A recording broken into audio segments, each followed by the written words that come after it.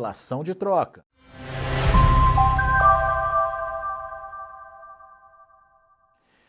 Para nos ajudar a entender como anda essa relação de troca e principalmente se é momento ou não de fazer a compra, a reposição aí do rebanho, está comigo o João Bosco Bittencourt, lá da Aliar Investimentos.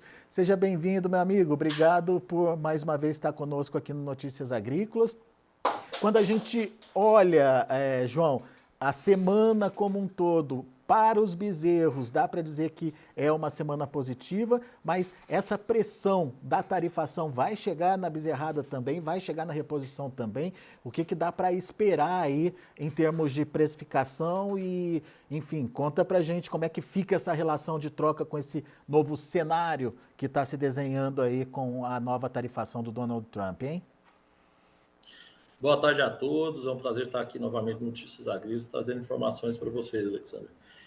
O momento eu acho que exige cautela, né? Assim, tanto para o boi gordo quanto para o bezerro é cautela, né? Quem fez, quem se protegeu, ok. Quem estava esperando aí a alta do bezerro vir mais forte, eu acredito que desde a semana passada, desde a última vez que a gente conversou aqui, a relação de troca já estava um tanto quanto esticada. Ela ainda continua esticada, tá? A relação de troca aí, 10 arrobas de boi gordo para um bezerro de 6,5 arroba, 6,5 arrobas, né? Então, essa relação de troca ela continua esticada, né? O bezerro aí batendo seus R$13, 13,30 em alguns momentos. Você buscar um bezerro um pouco mais pesado, entre 7 e 8 arrobas aí, você vai pagar um pouquinho mais caro, né? Então, assim, o que eu acredito que está acontecendo no momento é que quem tem o bezerro está esperando essa definição, né, de preço, porque isso pode sim impactar no futuro aí na reposição. Se o preço da arroba vem para baixo, qual o motivo de eu pagar 340, 350, 360 na arroba do bezerro? Isso aí não tem motivo. E no que eu estou falando hoje, nos R$13, a gente está passando dos 400, né? Então, assim, isso aí já não tem muita função, né? Validade, né? Funcionalidade, validade, exatamente pelo preço da arroba do boi futuro, né? Se a gente começa a ver essa arroba do boi futuro precificar muito abaixo dos 300, com certeza vai impactar no valor do bezerro.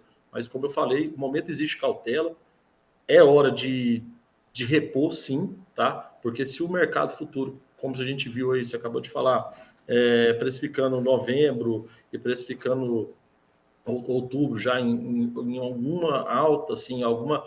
Não vou falar chamar de alta porque está no 0 a 0 ainda, né? Tecnicamente falando, mas assim, mercado firme para o final de ano. Então, quem vai fazer reposição em novembro, vai fazer reposição em dezembro ali, ou até em janeiro, tem que ficar de olho, fazer alguma proteção de valor de compra nessas datas é muito interessante. Então, o que eu tenho para falar para o pessoal e para mostrar é que a relação de troca está esticada, a relação de troca ela não sofreu tanto quanto a pressão da arroba do boi tem sofrido nesses últimos dias, né? Nesses últimos 2 dias aí, com relação a essa tarifação aí da tarifa do Donald Trump. Então, assim, a gente tem que ficar de olho nisso, porque quando, se acontecer da arroba do boi voltar rápido, com certeza essa arroba do bezerro vai puxar e vai puxar muito.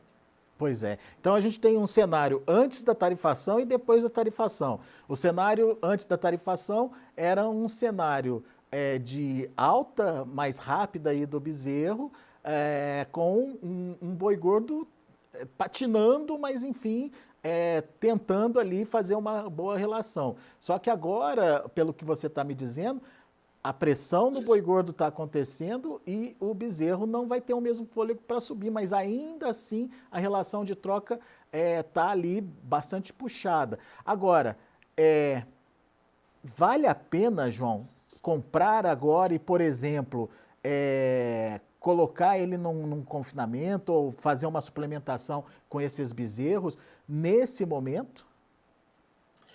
Aí que tá, Alexandre, o que eu tenho feito, assim, até brinco com o pessoal, o melhor momento de comprar a bezerra é quando o pessoal viaja para o Araguaia, né? Assim, aqui, pelo menos aqui em Goiás, quando a turma viaja para o Araguaia, você pode ir em leilão, pode dar uma volta aí, que você vê que tem pouco comprador na praça, né? Então tem muito vendedor e pouco comprador na praça. E aí, quando a gente olha a relação histórica de preço de arroba do bezerro, do preço, da precificação da arroba do bezerro, é engraçado que nos meses de agosto, setembro e outubro, ela tem uma relação um tanto quanto relação de troca, vamos falar assim, de pressão de preço, um pouco menor. Eu acredito que aquela bezerrada que está empalhada, alguma coisa tem que sair, principalmente aqui em Goiás, o pessoal coloca o bezerro na palhada para dar uma recriada ali, ela tem que sair para a soja entrar, acaba tendo algumas boas oportunidades do valor do ágio pago no bezerro, tá? Então, assim, isso aí é muito interessante. Então, assim, nesse momento, o que eu indico é que sim, a gente ainda tem espaço para compra do bezerro, apesar da compra já estar tanto esticada, exatamente porque a pressão na arroba do boi ela deu uma desvalorizada, a arroba do boi desvalorizou mais rápido do que o previsto, tá? Nesse mês de julho, que estávamos com escalas de confinamento já alongadas, a gente já sabia disso, que vinha uma pressão entre julho e agosto, exatamente aqueles que anteciparam, colocaram seus animais no confinamento, então a gente sabia que alguma coisa em julho e agosto viria uma pressão de baixa, veio mais forte devido à notícia, e o bezerro se mantém firme, tá? Então, assim, o bezerro está ainda nos patamares de 2.800, 3.000 reais aí, vamos falar 12,80 a 13,50 no valor do quilo, tá? Então, assim, está assim no valor, ainda está tendo condição e a gente ainda tem margem para comprar esse bezerro nesse valor, de acordo com a arroba ainda a 300 reais na bolsa, 280 aí no físico, tá? A gente consegue fazer uma boa relação, uma boa troca e ainda obter lucro. Muito bem. Agora, e o boi magro, João? O que dá para dizer do boi magro nesse momento? Nesse momento, eu acho que o boi magro é o que mais sofre, né? Porque como ele é precificado muito perto da arroba do boi, né? Então vamos lá, se a arroba do boi, ela no físico descer, igual a gente está prevendo aqui em Goiás, algo em torno de 270 mais 10, 280, né, reais aí, a gente acredita que a arroba do boi magro, essa aí, vai sofrer um pouquinho, e aí pro recriador, né, que estava esperando esse boi magro, que ele recriou esse bezerro um pouco mais barato, que ele comprou lá atrás, trazer uma margem bacana para ele, a gente já vê que esse aí já tem menos espaço, tá? Então, assim, a relação do boi magro com o boi gordo, ela piora bastante nesse momento, né? Exatamente pelo custo de produção, né? Quem comprou esse bezerro e levou aí, sei lá, 6 meses ou até 8 meses aí para fazer essa venda nesse momento agora, ele tá um pouco mais menor margem, ele está com a margem mais prejudicada. Se a gente tivesse tido essa conversa um mês e pouco atrás, a realidade era outra, né? Tava faltando o boi magro para atender uma demanda de confinamento crescente, né, João? Exatamente. E engraçado, Alexandre, que essa demanda ela ainda falta. Quando você vai conversar com os compradores aí de boitéis ou o pessoal que faz originação para boitel, essa demanda ela tem essa característica de falta. Apesar de muitos boitéis estarem cheios já com fila para entrar e tudo, a gente tem essa característica de falta ainda. Só que a arroba do boi magro ela é muito precificada dentro da arroba do boi. Do boi Então, gordo, né? como que eu vou pagar 320 sendo que o boi vem para 280? Então, assim, a margem minha para eu fazer essa diluição de preço, ela fica muito complicada, entendeu? Dentro de uma dieta que pode vir a cair no futuro, mas que não é a realidade hoje. É. E essa questão da dieta também não é uma questão segura, né? Por exemplo, o milho aparentemente já caiu tudo que tinha que cair, João. Será que ele não vem a encarecer ali mais adiante o custo de produção também? Aqui em Goiás a gente está chegando próximo dos 30, 40% aí da colheita. Então, isso aí já dá um cenário para a gente do que vai acontecer com o milho. Se esse milho começar a subir, ele sair do patamar que está, aí a gente já começa a complicar. E É, né? aí aquilo que era bom, que estava assim, vamos falar assim, bom por um lado, né? Porque assim, quem produz milho eu acho que estava sendo muito prejudicado. E a gente não participar, né? Eu acho que todo mundo, ninguém gosta de ver o outro sofrer, né? Mas quando a gente via a relação de troca de arroba de boi com milho, isso aí estava favorecendo demais o confinamento, o invernista a engordar os animais, fazer chip, né? Então, assim, isso aí estava dando muita condição para a gente melhorar a margem dentro da atividade. Mas a nossa torcida é que a recuperação do boi aconteça, que esse impasse com os Estados Unidos seja resolvido o mais rápido possível, para que, de fato, a gente tenha de volta aquele cenário positivo e promissor aí para a valorização da arroba, consequentemente do bezerro, do boi magro, enfim, de todas as categorias aí, por conta da tal virada do ciclo, né? Vamos ver se esse fato, né, da tarifação aí não vai adiar essa virada de ciclo e os cenários se concretizem para o final do ano. Por enquanto está mantido o cenário positivo, né, João? Sim, sim. Assim, você tocou num assunto muito interessante que é o ciclo, né? O ciclo é muito forte, né? O ciclo pecuário ele é muito forte. Então, assim, lei da oferta e demanda. A hora que a gente vê, de fato, essa diminuição de fêmeas entrando na esteira, né, do abate, então a gente vai ver uma diminuição da oferta de carne dentro dos frigoríficos.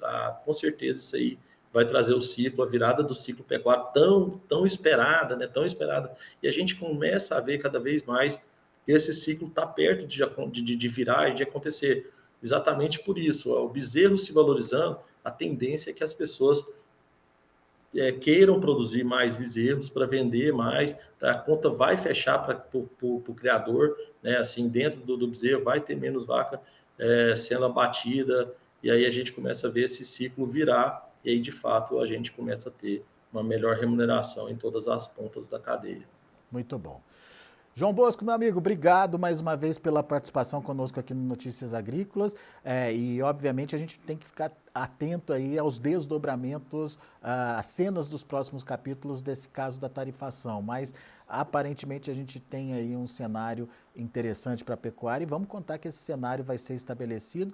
Digamos que é só uma pausa nesse momento para todo mundo entender o que está acontecendo, mas daqui para frente prestar atenção e voltar aos investimentos. Como você disse, ainda tem oportunidade, apesar de já não ser a melhor oportunidade, mas ainda tem oportunidade de fazer a reposição do rebanho, mas é hora de fazer as contas e, como você mesmo lembrou, buscar as melhores compras, né, João? Aquelas oportunidades que estão ali escondidas e que, se aparecerem, não pode deixar de aproveitar, né? É exatamente isso, que é outro ponto que eu chamo a atenção de muitos clientes nossos aqui na Aliar, é que a gente tem que começar não só a se proteger no mercado, né, da B3, como a gente tem que começar a remunerar melhor caixa de fazenda. Eu acho que a remuneração de caixa de fazenda ela tem feito a diferença para que a gente consiga fazer uma boa proteção de futuros aí, entendeu? Então esse é o momento da gente pensar aí que 2% a mais no final de 2, 3 meses aí, paga frete, paga comissão e paga proteção, tá, gente? Então, esse é um chamado que eu faço, um ponto que eu toco aí para vocês terem atenção. Show de bola. João Bosco Bittencourt, obrigado pela participação. O João é lá da Aliar Investimentos. Volte sempre, João. Um abraço a todos vocês lá do Notícias Agrícolas, você, Alexander, fiquem com Deus, até mais. Até a próxima.